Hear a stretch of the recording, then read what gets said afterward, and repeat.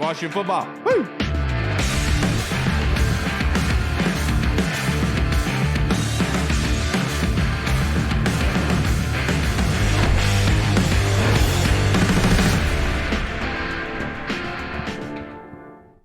Hello, everybody, and welcome to the Burgundy Zone. I am your host, Kyle, and I'm joined by my co-host, Michael Reed. Michael Hall should be joining us very shortly, but the Burgundy Zone is a part of the Frederick Podcast Network. You can find out more by going to www.listenfrederick.com. But we are joined for the first time ever by big man, Mr. 500-pound bench himself, Mr. Adam Carriker. How are you doing on this fantastic Friday evening, sir?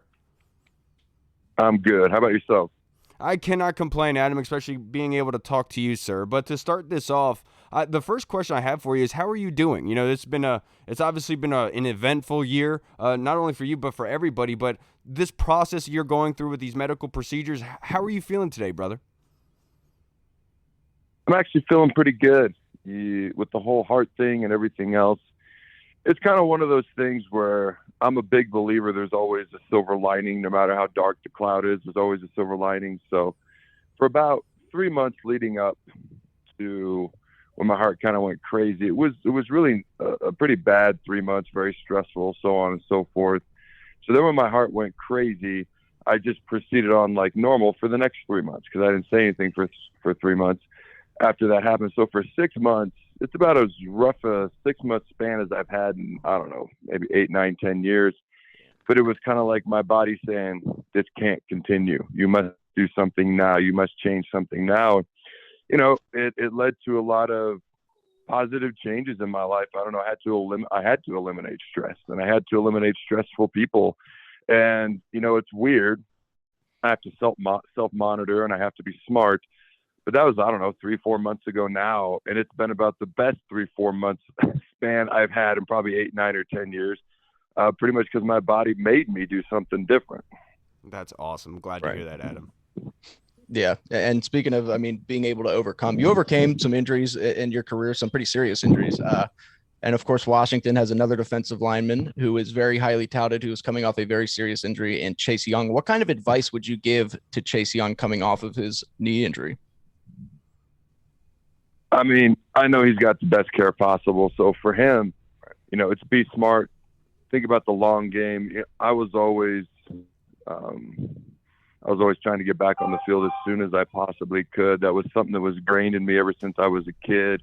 Once you get to the professional level, it's hard to untrain your mind a little bit. Not that you're not trying to get back on the field as soon as possible, because you are. But you got to think about, hey, I'm not just playing for this Sunday or the next month. I'm playing for the next few years and however long my career may be. And if I rush back out and I hurt myself this Sunday, all of a sudden I can't help my team, you know, the next 15 Sundays or whatever the case may be. So just being smart, you know, once you feel like you're ready to go, play like your hair's on fire, but just being smart up until that point. Right. And, kind of to piggyback off of that, what is it like when you're coming off of an injury like that? Like, how hard is it to get used to playing football again? Like, your knee will heal, but it's going to take a little bit for it to get ready for football, right? Like, to get back into football shape. Is it a mental thing? Is it a physical thing that just takes time? What? Yeah, it just takes time because, you know, with injuries, it's typically, if it's a major injury, like 6 to 9 months is what they'll say. So even if you're cleared after 7 or 8 months, it does not feel normal. Like my shoulder, for example, was supposed to take 6 to 9 months. I was cleared after 6. It was a creaky door. Like every time I moved it a certain direction, it sounded like an old creaky door for the better part of 13, 14 months, like over a year. So it usually takes about a year to feel normal. You know, the biggest thing that's going to go on is it feels different until it does feel normal, and just building that trust in. You know, I'd be walking around, and if I was just going around the corner, or I'd, you know, go into the bathroom, or I'd take a right to just to walk into my bedroom. This sounds stupid, but I'd like do an extra little plant off that knee that I hurt or something like that. Just love that. Checking how it felt. And it sounds dumb, but it's so true, because you're like trying to test it and figure it out and see where it is every little which way you can. And if you feel dumb doing it at the time, but it's actually a very common thing that I think a lot of athletes do. Right. Right. And I got to ask you a college football question because you played in Nebraska at a very high level. You're a Hall of Famer at Nebraska. So I got to ask you how you feel about the whole college football realignment and kind of all these teams kind of just jump in from conference to conference. Is Braylon Allen on Nebraska? Is that your guys running back? Or is he on Wisconsin? Wisconsin. Okay. Yeah. I think his breakout game was his breakout game was against Nebraska last year. Okay. So I didn't mean to bring that up. We gave him the boost he needed. That's what we were doing that day. So anyways, when it comes to college football, I mean, money drives everything. I miss the old rivalries, and when USC and UCLA go somewhere together, or Texas, Oklahoma, obviously that's money driven. Obviously there's a rivalry there, but a lot of the old rivalries are kind of going by the wayside. So I miss that. There used to be like 8 different conferences. If you conclude like the old Southwest and the Big East back in the day, there was like 6 or 7. And before the Big 12, there was the Big 8 and all that. And now it's talking about all these super conferences. I've always thought the Big East needed to go away and the ACC needed to kind of take over. And eventually that's what happened. And I've always thought that the Big 12, even with Texas and Oklahoma, I was like, the Big 12 isn't that strong. The Pac-12 isn't that strong. The ACC isn't that strong. What if the Big 12 went away and some of their teams went to the Pac-12? And, I even drew up a model one day. I had like Oklahoma, Texas go into the Pac-12 to help make them stronger, and then the ACC would get a school or two here from, I think I even had Florida go into the ACC, in this little model, because Florida and Florida State, Miami are over there, just trying to strengthen all the conferences. But that I think that would be better, because there's no overarching commissioner or czar or anybody who's doing the best for college football. There's all these entities, these conferences that are doing the best for themselves, and these schools that are looking out for themselves. I think 4 really strong conferences is the best thing for college football, but that isn't what's happening, because that's not what's going to make the money. And there's no overarching commissioner. As much as I don't like Roger Goodell, there's no overarching commissioner trying to do the best for college football. And so it's everybody doing what's best for themselves. And that's what we're seeing come to fruition. What's best for this conference or this school, what's going to make the most money. And I don't believe it's what's best for college football as an overall whole, in my opinion. I wholeheartedly agree with that. Now, Adam, during your career here with the Redskins back in 2010 through 2012, you totaled 71 tackles, 7 sacks, and 9 tackle for loss during that time. And that was in front of your former teammate London Fletcher, who just got a new job in the booth with Julie Donaldson and Bram Weinstein calling these games. What is it like playing in front of London Fletcher, and what is he like as a teammate? Yeah, London's obviously a beast. He's one of those guys, when you meet him, one of my favorite things about him was he wasn't the biggest dude in the world. So he almost comes across a little underwhelming in the fact that he's not the biggest dude in the world, and he's a little bit on the quiet side. Now, he'll definitely speak up when he wants to, and half the time he'd be calling out the offense's play before they even snap the ball. But it's one of those things when you're around him and you get to be around him. It can almost become overwhelming, because then you realize what he's truly capable of, why he did what he did at the level that he did, such a highly accomplished level for so long. And it's a guy that you can just truly learn from. So he's going to bring a wealth of knowledge into the booth. I'm always curious to see, because I know players from the locker room setting, from a teammate setting, and anytime I see somebody go into the booth, I'm always curious how they're going to be. Because I'm not exactly like what you see on the Carriker Chronicles. I am not exactly that way 100% of the time, or I would have a heart attack, because I have so much energy on that show.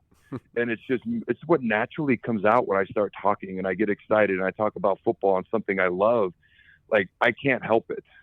It's just what comes out of me, but I don't walk around yelling and screaming all the time, so that's what's different about me when I'm on my show versus how I can be sometimes. I can be a little bit more quiet. Like I watch a guy like RG3, man, he's always very intelligent, but he comes across so intelligent and well-spoken in that booth. And, you know, I played with the guy in St. Louis, Anthony Beck. I don't know if he's still doing ESPN games. But he was actually quite different in the booth than he was in the locker room. And I don't mean that as a knock. I just meant, wow, he's incredibly professional. Whereas on the field, you know, he just kind of let everything loose and cut fly with whatever he wanted to say, you know, and again, that's not a bad thing. So I'm always curious to see how people are going to be. So London's going to bring a ton of wealth and knowledge. I'm just curious to see how he expresses it, because some people just naturally things come out a little differently, or sometimes they don't change at all. You never know.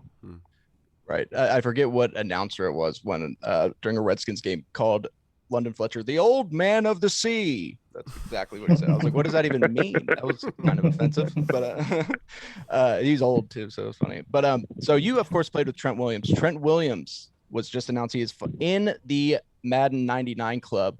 Shout out to Trent. That's amazing. Of course, wouldn't have happened with him here. But do you have any Trent stories or like any feats that you've seen Trent do, or what was Trent like? That guy's got to be just a freak of nature. So the first time I ever went against Trent, he was a true freshman at Oklahoma. I was a senior. He was a true freshman. We were playing the Big 12 championship game. And actually, I went against Russell Okung, the Oklahoma State tackle. And they were both top 10 picks. Yep. But they were both true freshmen going against me. And I had a really good year my senior year. And I'll never forget, you know, for me, they were just these freshmen. What are they doing in front of me? Get out of my way. You know, so when I went against Trent, I knocked him flat on his back that day. Obviously, that was a long time ago, and he's grown a lot since then. But the first time he walked in the Redskins locker room after he was drafted in the first round and he saw me, I think he kind of knew what I knew. And we both just started laughing, and we knew we were going to go against each other in practice, and things were a lot different because he'd obviously grown. But we'd be watching film of practice, you know, as a D-line. And it's like you're supposed to react this way, go this way, take this step based on what the offensive lineman does. And I don't want to say we had the Trent Williams rule, because we would never, ever say something like that out loud. We had the bird rule in St. Louis. And there was a tight end from USC. He was an incredible pass catcher, awful blocker. And we had the bird rule that if he blocked you, you had to do 10 push-ups in the meeting. That was the bird rule. Dominic Bird was his name, I think, right? Yeah. And if he heard me say this, he'd be texting me and blowing me up. He's allowed to do that. It's the true story. It was the bird rule. If you got blocked by him, you had to do push-ups, you know. Trent, I don't want to say we had the Trent rule or the opposite rule, but it was almost one of those things where if Trent was just blew you off the ball, and I don't mean blew because we were going sideways, like zone scheme, so he was so fast moving laterally. So instead of being maybe one step behind until you react properly, maybe being 3 steps behind, we'd almost just kind of go, oh, well, that's Trent. That's really hard to do against him. It's almost not acceptable, but it was kind of like, well, it's Trent. What are you going to do? Right. He's really good, and he's fast off the ball. So if you're 3 steps behind, it was almost like, well, just fast forward to the next play. You know, it was almost like, what can you do against a guy who moves that quick and that fast and is that strong? So, yeah, watching him, my son actually had like this small highlight tape, and Trent was on it. He showed me one of his plays, and like Trent was pulling and it blew up this linebacker. And, you know, I don't even think Jacob knows that I played against him at all, because it's been so long since I played. But he's like, did you see that? And I'm like, yep, I've seen that more than a few times. So. More times than you'd like, right? But Adam, to wrap this up, I only have a couple more questions for you. The first one being, obviously you played for the Redskins, and now they transitioned into the new name, the new uniform. What was your reaction to seeing the new uniforms and the name change? You know, I thought the football team was bad. Like people would be like, they're like, oh, what NFL team did you play for? The football team. Well, which one? Oh, the football team. Which one? No, the football team. Like, you got to keep in mind, I'm in Colorado, so the football team isn't on people's mind. So I hate it. It was almost the old Who's on First, if you remember that comedy sketch. So, you know, I thought that was bad. So I was excited to be able to tell people I actually played on a team with an actual name. And then it was the Commanders. And I was like, you know, the football team doesn't sound so bad anymore. After I heard that, I'm not a big fan of the name Commanders. I can't believe they spent all that marketing money and that's what they ended up with. But the uniforms, I don't know. they might not be too bad. The uniforms didn't look too shabby. I looked at them when they first came out. I haven't seen them much since, but I guess we'll see on Sundays this fall how they actually do look on the players and in motion. But the name, I don't know. You don't get many positive reactions when people hear it around here anyway. So any name change, we like to joke, is always terrible whenever it happens. If we were back in the day when they actually came up with these, we'd probably say the same thing about those.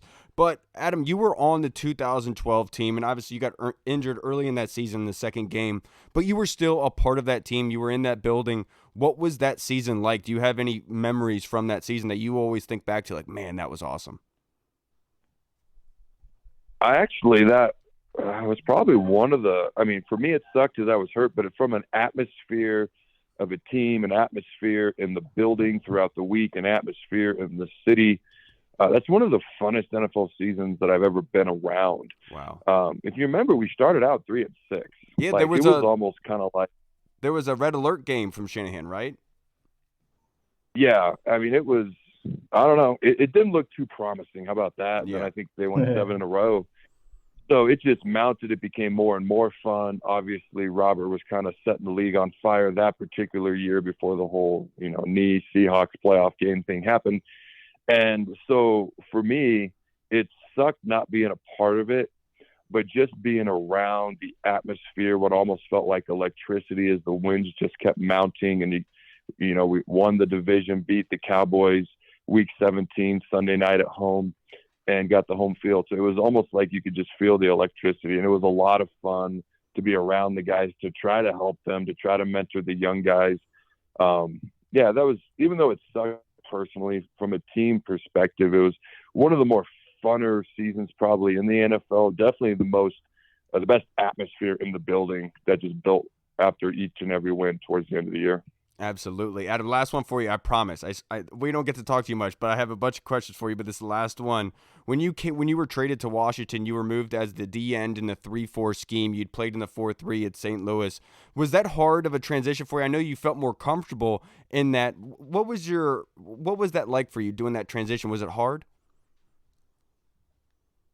I think it was definitely harder for me in St. Louis because I went from being a 4-3 defensive end to a 4-3 nose guard.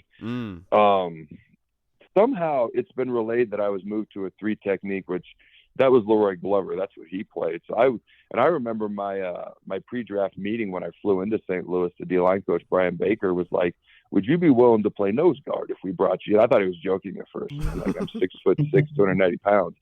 And then I realized he was serious, and again, all these things that have been ingrained in me since I was a kid, I almost had to unlearn some of them when I got to the NFL. Like, you do what's best for the team. You put the team first. And with my own kids, like, I'm teaching them team first. I'm teaching them toughness, but I'm also, like, in the back of my mind, how do I teach them to be smart so they don't hurt themselves physically worse without raising a whip? And there's a better way to say that, but without overemphasizing it to them so that they're not thinking about it. It's like I have to be smart for them. It's almost like I'm telling them, you're going to do everything you can to get back on the field, and then I'll pull you off if you can't. So almost like I'm the bad guy, so they don't have to be. So they're understanding, because to me it was so foreign. I mean, I pitched with a torn bicep.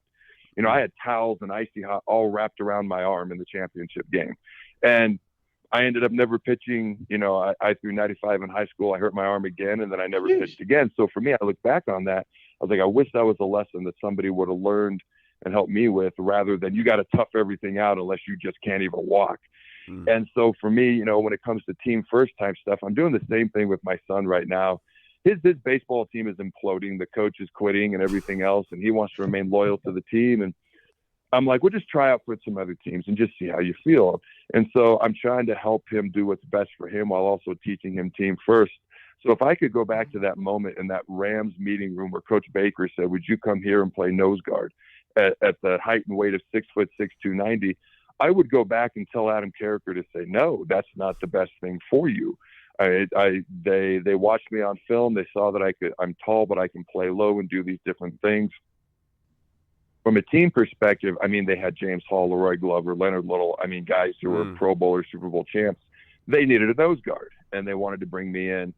And from a team perspective, it was absolutely the best thing for them. For me individually, not so much. So for me, the toughest transition for me, because I did say yes, I would do it, but the toughest transition for me was trying to adjust to that when it didn't, necessarily fit my body type. So when I went out to DC and they moved me to 3-4 defensive end, it was like I was at home. I'd been in St. Louis for whatever it was, 3-4 years, and within 2 weeks, I felt more comfortable as a defensive end in the 3-4 than I ever did at that 4-3 nose guard spot. So for me, that was kind of a quick transition to me feeling a lot more comfortable. Absolutely. That's evident by your 5.5 sacks that you produced in 2011, Adam. I can't thank you enough for taking some time out and being able to join us, Adam. I've sent a lot of prayers your way, and I'll continue to do that to make sure that you get all right, sir. We are concerned about you here in Washington. We want to see you get on the other side, all right, brother? I really do appreciate it. And before you go, if you'd just like to plug your show, the Carriker Chronicles, and where people can find you. Yeah, thanks for having me. And honestly, I appreciated the tweets and everything you guys sent out on social media during when a lot of that hard stuff was going on. And obviously, I still got to monitor it, but I appreciate that. As far as my show, you can check out the Carriker Chronicles.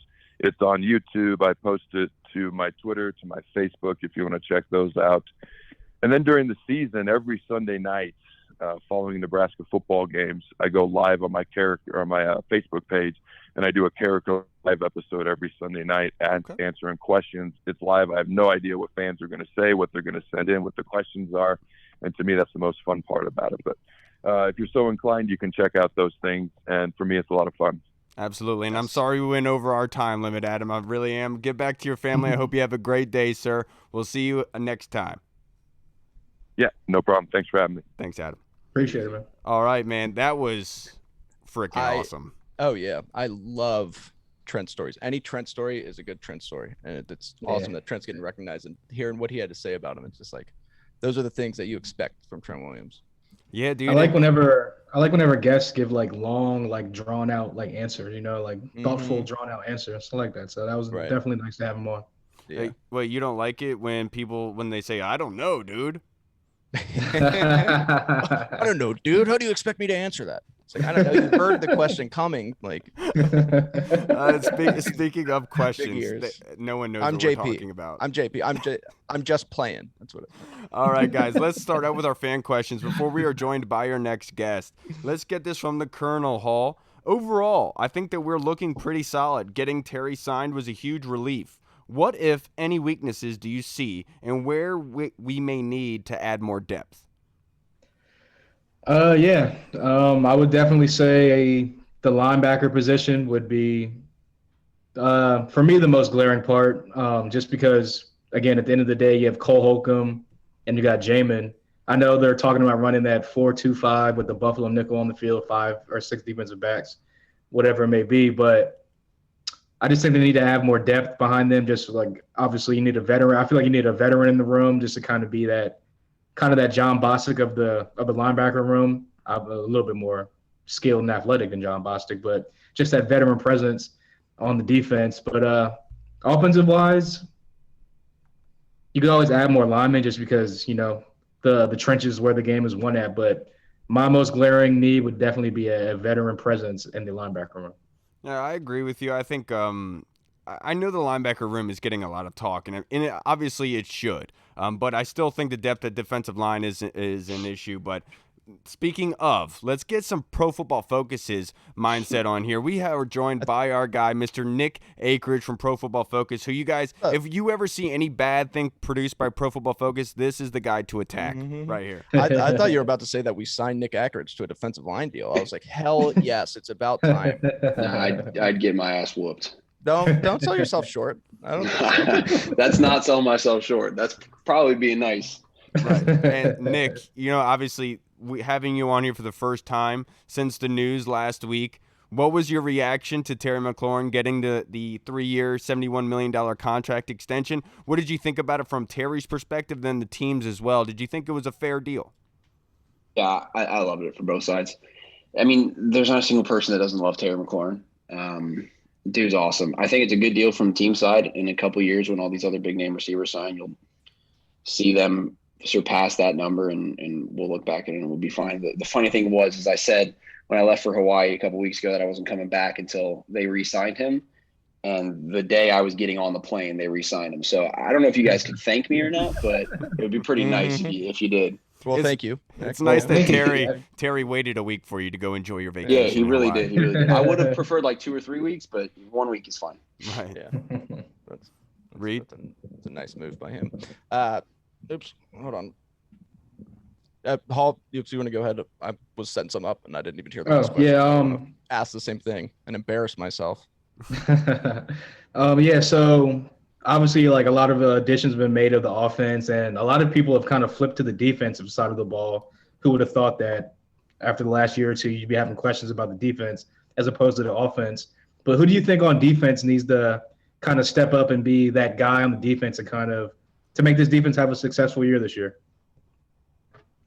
I think it'd be big if Cole Holcomb did. I'm a fan of his.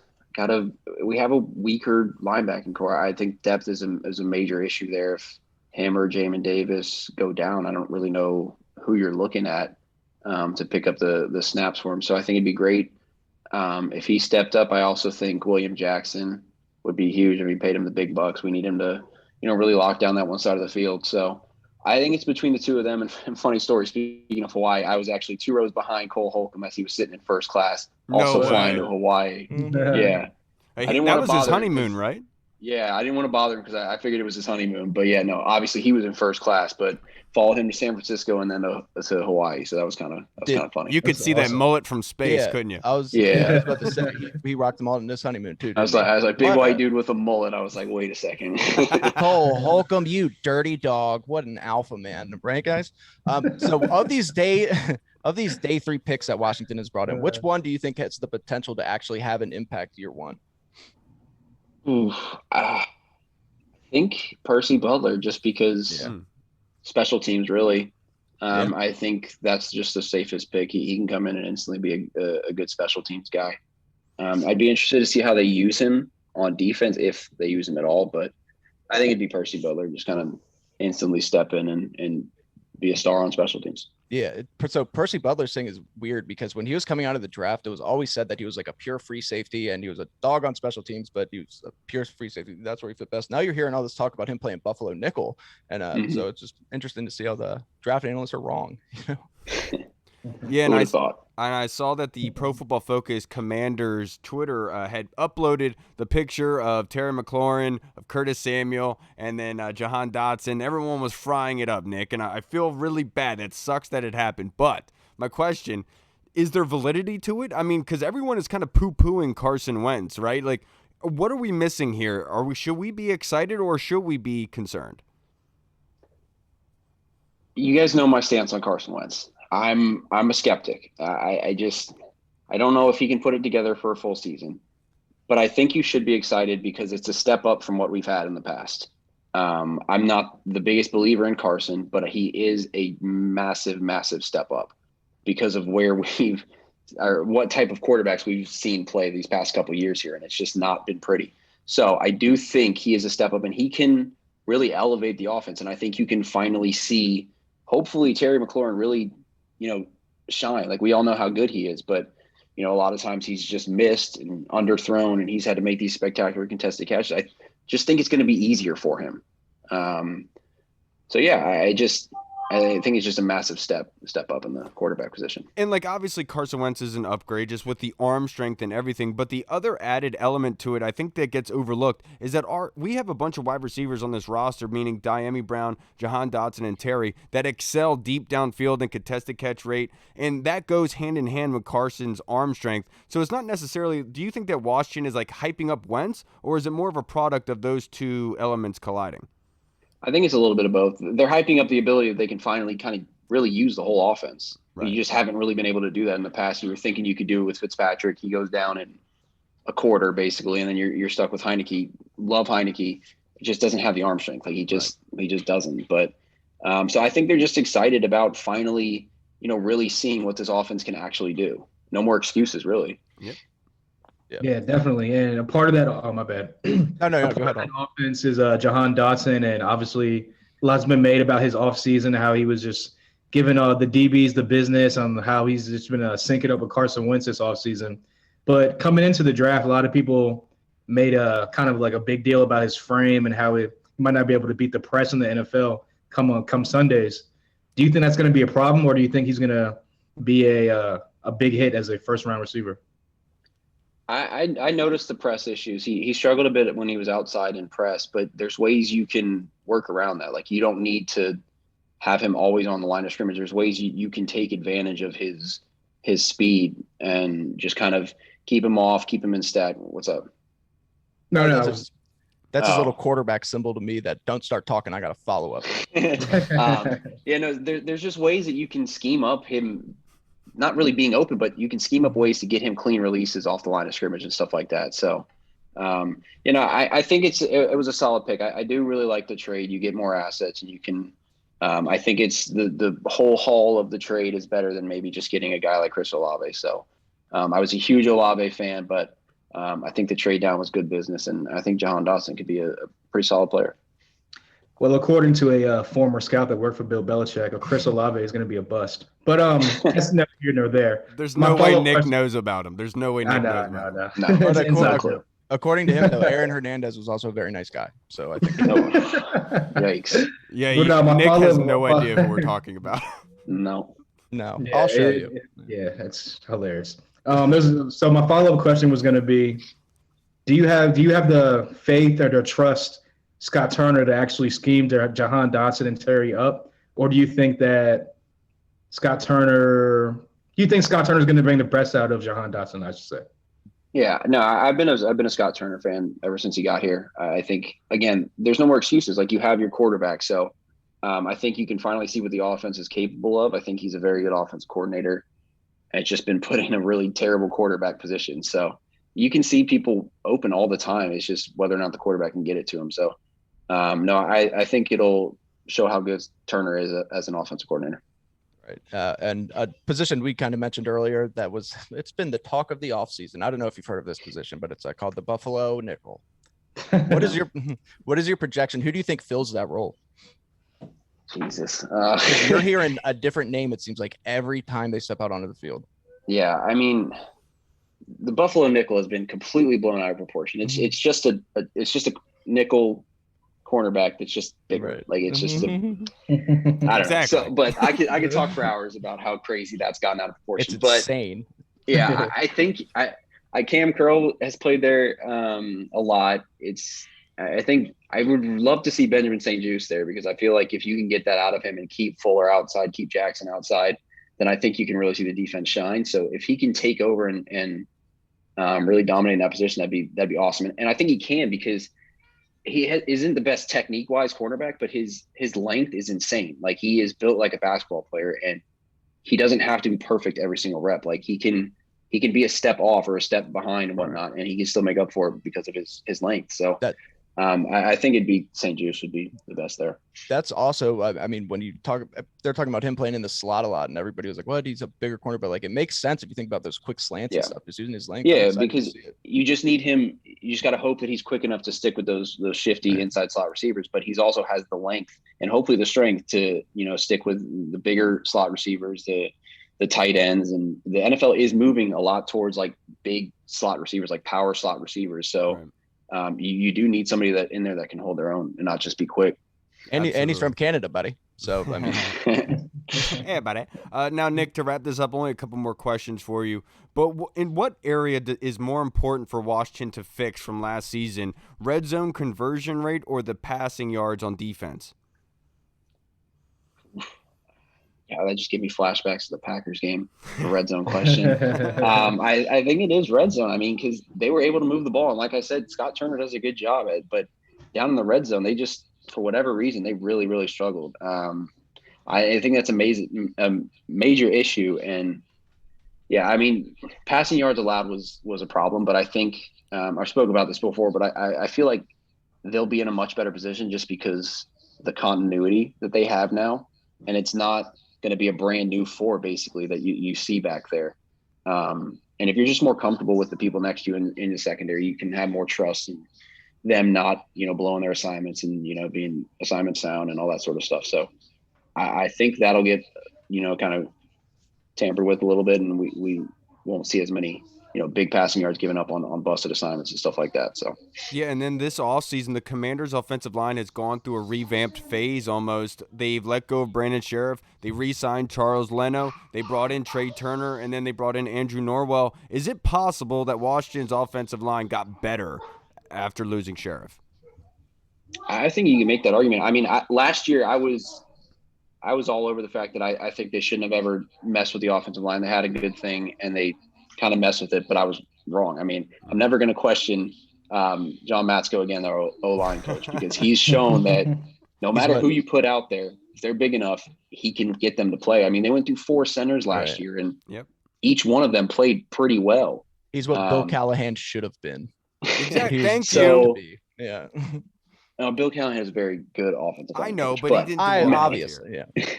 Matsko, he's proven that he knows what he's doing. So I think they have an upgrade there. I really like Norwell. I'm a massive Wes Schweitzer fan, so I think he can step in wherever you want to put him on the offensive line. You get a full season out of Chase Roulier, who I think is their best offensive lineman. Even when Scherf was there, I think he was just the best, the most consistent. So I really think they can. I don't have any problems with the offensive line, and hopefully that doesn't come back and bite me, because last year I was way wrong about them. So hopefully I'm not wrong about them again. You and I both, Nick. But last question for you, looking ahead towards this season, what's one matchup for the Washington Commanders that you have circled, not based on storylines, purely based on matchup? I think it's Cowboys. Like, I know storyline kind of fits that as well, but the Cowboys kind of destroyed, speaking of the offensive line, they kind of destroyed the offensive line last year. So I'd love to see that kind of get, fixed. And if you want to compete, you need to compete with the Cowboys. You need to compete with the Eagles. So it's always the division games. You got to get at least 2 of the 4 from the Cowboys and Eagles. You just have to. My man, I absolutely love to hear that. So I think it's Cowboys and then Eagles. So. They got to get positive in the NFC East, man. They have to be able to win it this year. Yep. Nick, I can't thank you enough for joining us. But before you get out of here, we'd just like to plug your social media handle, so people that, just in case anybody following hasn't followed you yet. How funny would it be if you said no? I'm good. It's like, no, I'm good. No, actually, after you just said everyone's gonna come attack me every PFF thing. So it's Twitter PFF_Nick AKRIDGE.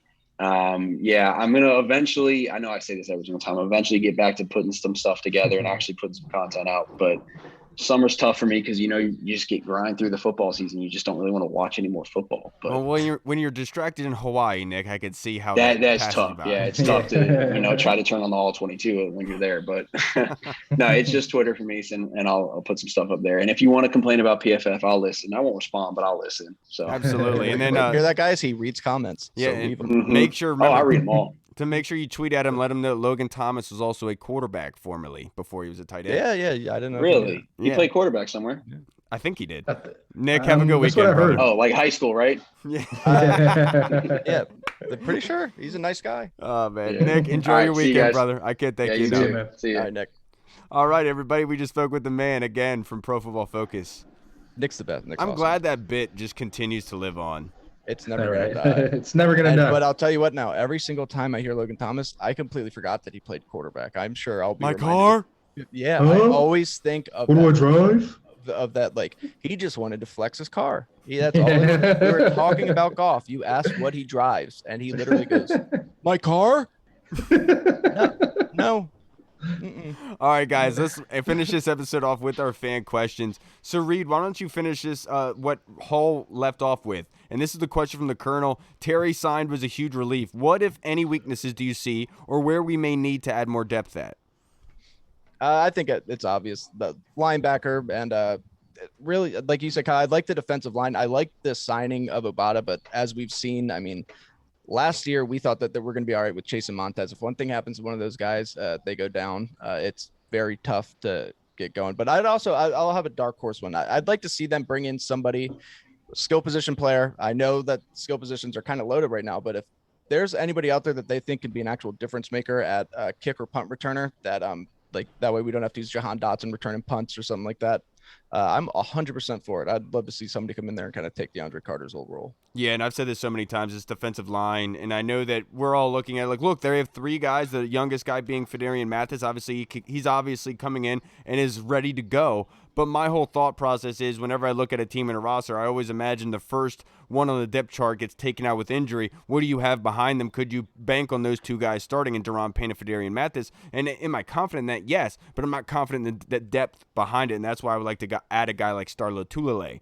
But, Hall, let's start this next question with you from the Colonel. Each of you must have a game you're looking forward to. Kyle mentioned the Dallas game in the fourth week. I can say without reservation that Carson Wentz must be getting a sore tongue from biting it and remaining classy. I can't imagine anything more than him exploding against the Colts and making that moron Irsay's head explode. So what game are you circling, Hall? I actually have two games that I'm circling. I'm circling week 1 because I want to see what this offense looks like, and I want to see what Carson Wentz looks like, kind of like almost a revenge game against the Jaguars for pretty much giving him the boot out of Indianapolis. Hopefully he comes out, sets them on fire week 1. But my overall number one matchup that I'm looking forward to, I would say probably that Vikings game, just because it's the blackout game, and I know everyone's going to be rocking the black jerseys. Hopefully they'll be out by then, or you'll be able to rock them. But I just feel like the atmosphere of that game is going to be crazy. Kirk's coming back.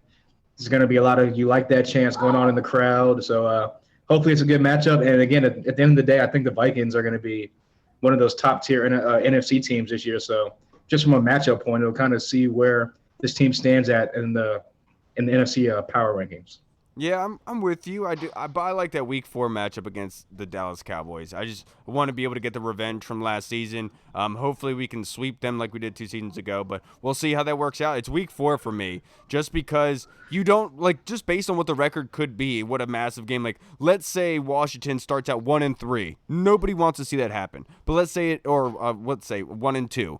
They go into that Week 4 matchup with that easy schedule it was for those first 3 weeks, and everyone's going to be saying this is a panic game because you lose against the Cowboys, you go 1-3, you start to force in the first month. That's bad recipe, right? So I feel like that Week 4 game is going to be so important, even if they're 3-1 or 2-1. You're going to need that win, and that's going to be huge. So Week 4 for me, without a doubt. What about you, Reed? Well, obviously, I've said a few times I am the most excited about this entire revenge game against Indy. So that way, Yep. we can make Jim Irsay pay $1 million to reach into, Gene Simmons' drug compartment that he paid for from 1982. And just, but that's what he does. He's got to keep his name in his mouth. But I'll switch it up. Week 1, baby, against Jacksonville Jaguars. I'm actually excited to see what the Jaguars look like this season, and it's Week 1, nothing's better than that, because you still have hope at that point, He still goes downhill fast. Very true. We know that all too well. But Reed, let's keep this next question with you, and this is from our guy, Big Tony Shivers. Want to say congratulations to Tony. He just got a promotion at work. He's had a hard summer. He's been working really hard. He's one of our good friends, always commenting and contributing to this show. So we got to give some respect to Tony. Good job, sir. Congratulations. Sir, congrats. But Reed, his question is, we've seen core players like Royer, Thomas, Allen, Leno, McKissick, and now Terry get their extensions. Who do you think will be next? Well, so, it's a good one. You got to look at, I would imagine Deron Payne is the next logical one. I think a lot of people kind of low. They didn't think that it was going to be a high percentage chance that he was coming back. But I think Deron Payne is a very, very essential part to this team. I really think that he will come back, and you just look at the order of things. He's next. It's not him, though. Then it would have to be Montez Sweat.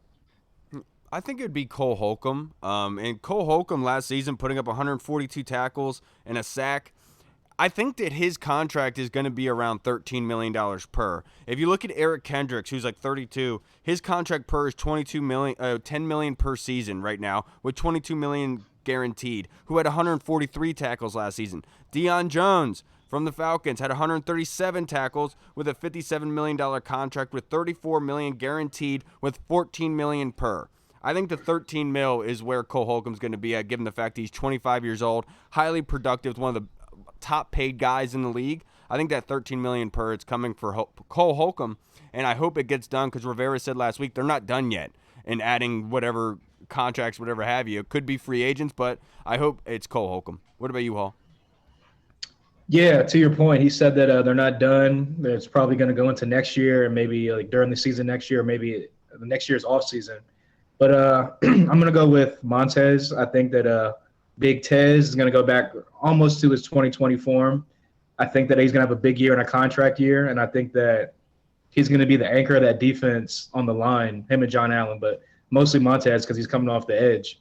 I think while Chase is out, he's going to be that kind of that anchor and that number one rusher for the defensive line. And I think he's poised for a big year and a contract year, most likely, most of the time, unless your name's Baker Mayfield, in a contract year, you usually produce in a contract year. So I think Montez is up for a big pay raise coming next year. I would love to see that. Now, our next question is from Andy Lockhart in the Discord chat server in the UK. Oi! Ask Reed why he's a slacker. Dude, if one of you guys could answer, I was like, if one of you guys could answer that, we would owe you a lot. No, his question is, it's a long one. I don't get all the hate from Twitter about Ron Rivera, Baker, and Carson. Baker is not as good as Carson. Baker wasn't available when we got Carson, yet some of our fans are angry. Like, come on, dude. Question is, why do we have so many idiot fans who think they know better than guys who have been at the elite level in their careers, Hall? Great question. Yeah. Great question. There's a lot of armchair GMs, armchair coaches, armchair athletic trainers, armchairs, whatever you want to call them out there on Twitter. At the end of the day, that's what Twitter's for, I feel like. Just put your opinion out there. But to answer your question, I don't know. I don't know why they get so much hate. I mean, obviously the fan base is like starving for a winner, and a lot of people had so much hope coming off that first season with Ron, even though they only won 7 games. They won the division. I feel like people saw like a shift in like just everything about this team as far as like the culture on the field play, as far as that goes. And then to come out last year, have a disappointing season, only win 7 games again, even though they should have won maybe like 9 or so. I definitely think that people just like to jump down Ron Rivera's throat because that's what this fan base does. We just love to jump down people's throats. But at the end of the day, like you said, Carson is better than Wentz. Carson's better than Wentz. Carson's better than Baker, and he's going to prove it this year. And yeah, I mean, multiple teams were calling about Carson Wentz. There's only been one team calling about Baker Mayfield. So yeah, at the end of the day, yeah, it's just I think it's just you just got to show and prove. That's what it comes down to. A lot of this fan base expects a lot, and when you don't produce, people get angry. So just got to show and prove. Baker Mayfield is so much more of a better quarterback than Carson Wentz that he was shipped out for a traditional a 5th round pick in 2024. Yeah. 24, bro. Right. 5th round pick. It's not even number one year. Overall pick. That's number one overall pick got a 5th round pick. And we think this is an argument? Come on now. No, Andy, Andy, I just wanted to say this exists in every fan base, in every sport, in every edge of this earth. There's people that are going to do stuff like this. The one thing I'll say, I remember when Tony Romo got injured in Dak's rookie year in the preseason, and I wrote on this like Facebook group chat that if the Cowboys were smart, they would let Dak grow with this young, great offensive line and running game and wide receivers, and let him grow into the quarterback and the franchise quarterback. I had some Dallas Cowboy fan respond back to me, "Oh, you're an idiot. You don't know football." It happens, bro. It's everywhere. And do we have people like that? Of course we do. There's people out there who say that's about me. And honestly, I'll agree with them. But I'm just saying, it happens. Everyone does it. The fact is that this fan base has not seen what a winner how you grow a winner. Because all we've known is just trying to build a championship team after year, because the rebuild, the R word, was never to be used, right? We never wanted to say rebuild. We just continued to want to supplement with like little injury patches of free agents and stuff and big name stuff to be able to get us to that leap, and that never happened. This is the first time we'll be able to grow into something, and so it's hard for people to see that reality because they're so stuck in what we've been in for the past 20 or 30 years. I can't blame them for it. Blame them for it, Andy. Right, and I think if you really look at it, I mean, Baker's name, because Baker hasn't been benched yet technically because he got shipped off before he had the chance to get benched. But he still has some, a little bit of flame behind his name. Some fans are like, hey, this is still Baker Mayfield, baby. He was just a number 1 pick 4 years ago. He's had 2 good years. He's had 2 down years, but he's played pretty well too. He's still young. But the reality of it is, I mean, that's why Cleveland was so down to replace him. So it's weird, but Carson's fine. Carson's better than Baker, despite what you may think. And Washington fans, man, like Kyle said, every team has these, but Washington fans, I'm just gonna be honest. A lot of you guys suck. A lot of you guys just straight up. So call a spade a spade. Yeah. Carson Wentz didn't have Terry McLaurin commented on a post saying no when he signed here. So like Robbie Anderson did with Baker. Yeah, so that was so funny. It And was. he's like, that's not what I meant. I didn't mean no. I his meant PR like, people "Aw." definitely coached him up good for that answer because there's no way Robbie Anderson thought of that answer by himself. No. Right. Yeah, no. Not at all. Now, our next question is from Twitter and Commander Canada. So I'm going to go to you first, Reed, with this. Question for you. Maybe you can use in your podcast. Hypothetically, Dotson balls out and becomes a great receiver. He'll be up for a new deal in the same offseason as Terry's contract runs up. No way they'd pay 2 receivers. Could this be Terry's last contract here? It would end up being that he could still be 5th-year option, though, correct? Yes. Right, Jahan Dotson, because he's a first-round pick. Yes. So that's what I would imagine would have. They'd pick up the 5th-year option. Because you're right, they're right around the same time. I would imagine that they planned that because, I was worried about that too. And then, I used my thinking, my super thinking powers, and I thought about the first-round picks with the 5th-year option. Right, because I haven't slept in 3 days. I've been on crystal meth, basically. Because I am. Yeah, so the first-round picks have the 4-year contract, and they have the option for the pick up the 5th year of the contract by the team. And so that would put Jahan Dotson around 2027. Looking at Terry right now, 2026 is when that time would be. And so that's why I've said multiple times, Canada, that this was such a good deal by both sides because it massages in, because at that point you don't have to walk away from Terry. You can say, hey, let's stay here. Let's keep it with another short-term contract. Let's give you a lot of upfront money, and let's keep you here for the rest of your career. I definitely think that the contract, the way it's laid out, like you've expertly described, I think it's beautiful. I think it was excellently beautiful, absolutely beautiful. Yeah, I mean, ideally, you want. I know it's a doorbell. Ideally, you want. I thought you had an app where that told people that were taking too long. Yeah. Ideally, you want Jahan Dotson to be a top tier guy and then work his way to almost that Terry McLaurin level, so that in 3 years, more than likely, you're going to re-up with him, give him that new contract. Before, kind of like this year, you see the market just grow and grow and grow and grow all of a sudden. Especially with this deep class of wide receivers that he came in with. If all these guys end up balling out like that 2019 class, it might get to that kind of level where people were kind of scared with Terry. Like, is he going to sign here, re-sign here?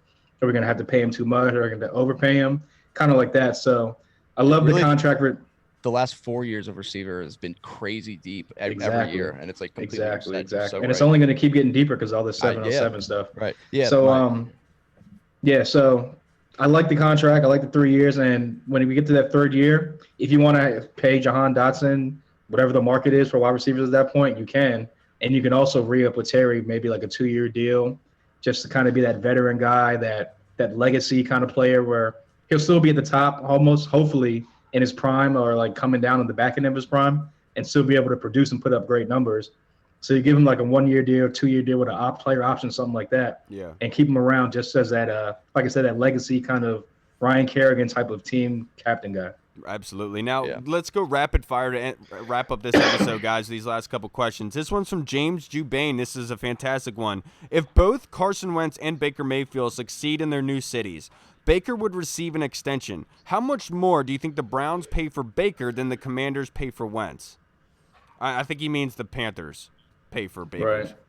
Right. I mean, quarterback, the salary cap's going to jump up like another $25 million or something like that next year. And obviously, you're looking at the top tier guys. I don't think he's going to get paid top tier money because it's still the Panthers. They're not going to go to the Super Bowl and nothing like that.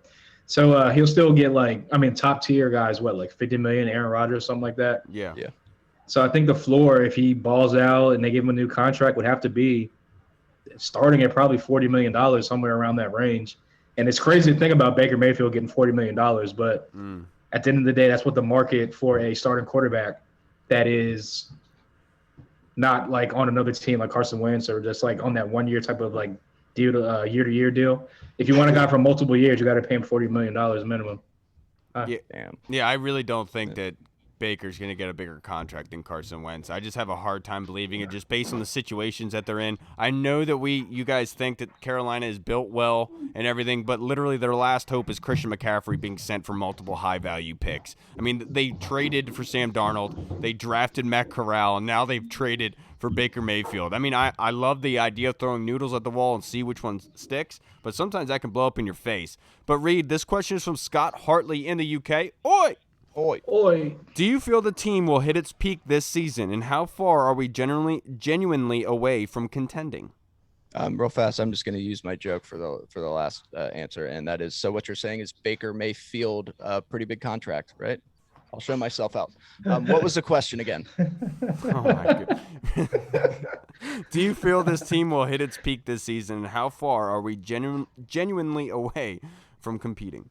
I think that we're right on the cusp. I think that this team is closer than a lot of people around the NFL realize. I mean, if you really look at this roster from top to bottom, this is the deepest it's been in years. And it has a different feel about it. This is a 5-year plan, but I think year 3 is really when Ron Rivera and then you start to see more results. They've won 7 games back-to-back years. I think that they're really going to hit their stride this season. And they might just be a wild card team. Who knows? But I really think that this is going to be the year where it's like, okay, this is the start of things. And now they're going to keep winning after this. I truly do. I think they've been competing for 2 years, Scott, to be perfectly honest with you. This is a team that beat the Pittsburgh Steelers that were undefeated on prime time, even though they don't want to acknowledge the loss to the football team, but it happened. And then last season, beating the Tampa Bay Buccaneers. I think this is a very good football team that can compete. It's just being able to put all the pieces together to be working at once. Last season, they were just bad timing after it all because the defense was slow to start, offense was depleted, and then the injuries and COVID happened. It was just putrid. But they are ready to compete, and I think that they're going to make a very strong statement this season. I wholeheartedly believe that. I just hope that we don't get wiped out by some crazy injury situation. I hope that doesn't happen. I keep praying every day for it. What about you, Hall? Yeah, I hope they haven't hit their peak yet, because if they hit their peak, that means they're going to get at the top and be on the way down, which means we'd be right back to where we started for the past 20, 30 years, which is we win 1 year, and then we're back to losing for 2 or 3 years, and we win another year. So I hope they haven't hit their peak yet. But what I will say is they're definitely on the rise, like a roller coaster to the peak. And I definitely think that the NFC is definitely the weaker conference as of right now. The division, while it did get better, is still probably one of the weaker ones in the NFC in its whole. So and they have 7 playoff teams now. So, I mean, you get into the dance, anything's possible. But as far as like competing, I would say when I say a team's competing, that means they're consistently a 9-10 win team competing for the playoffs every year. And I still think that we can start actually. They've been competing for the playoffs past 2 I years. know. I don't That's care what I'm saying. about the win total. I'm just saying. Yeah. So I would say this year, honestly, like you said, they've definitely been competing. They've been in the mix, like come week 14, 15, every single year for the past 2 years. They've been in the mix for the last playoff spot. So I would say that they have been competing slightly, but I definitely think this will be the year where they actually put it all together. They win 10 games, and then they go on consistently to start being a 9-10, hopefully, God forbid, more than 10-win team in the future. 13-3, baby. Yeah. Now, to wrap up this episode, one last question from our guy, Mike Puckett, who helped us co-host on Monday because Hall was out at a barbecue. I thought Puckett did great, by the way. He was masterful. I did. I was like, come on. No, Puckett was awesome. Yeah, I love him. I love having him on the show as a guest, too. Or like when he's on, he does it good, so I knew he'd be good. Yes, he does. Hopefully he picks up his podcast here soon because I think he'd do really, really well. I saw his question, too. It's a good question. Yeah, so Puckett's question is going to you, Hall. Which side of the ball are you more focused on to start the season? Defense side with players healthy and getting back to form, or offensive side with how they gel together, new QB and some added depth? This is going to surprise you because, I love offense and the wide receiver position and the quarterback and just everything about just putting up points and passing the ball. But I'm going to say the defense. I'm kind of focused on that just because I feel like I'm not going to say like I know what I'm going to get from the offense because we don't know what we're going to get from Carson Wentz, to be honest with you. I just feel that with all the pieces surrounding him, like he's set up for success. So I'm not really like concerned all that much about what they're going to do on offense because I think they'll be better than what they've been the past 2 years just by default of the quarterback position. I'm really focused on that defense and the depth on the defense, obviously the back end That back four was bad, to say the least, the first like 7-8 games of the season. So definitely looking to see how that back four has gelled this offseason and year two of the defense. And, I mean, let's be honest. If the defense doesn't play up to par, it could be the end of Jack Del Rio in D.C. So I feel like they got to come out and show and prove that they are the 2020 version of the defense, more of the 2021 version. For me, I'm focused on the offense, and I know that's kind of crazy for me to say because generally you would think that I would say defense, but the fact being is they have added depth in a lot of pieces to multiple positions all over that offensive side of the football. You got new wide receivers, you got a new offensive line essentially. You added in Brian Robinson to the running back room. You re-signed J.D. McKissick. You brought in Carson Wentz. Logan Thomas isn't almost on, like you don't know what's going to go on with the start of the season. Drafted Cole Turner. There's a lot of ifs on the offensive side of the ball, and that's what I'm focused on.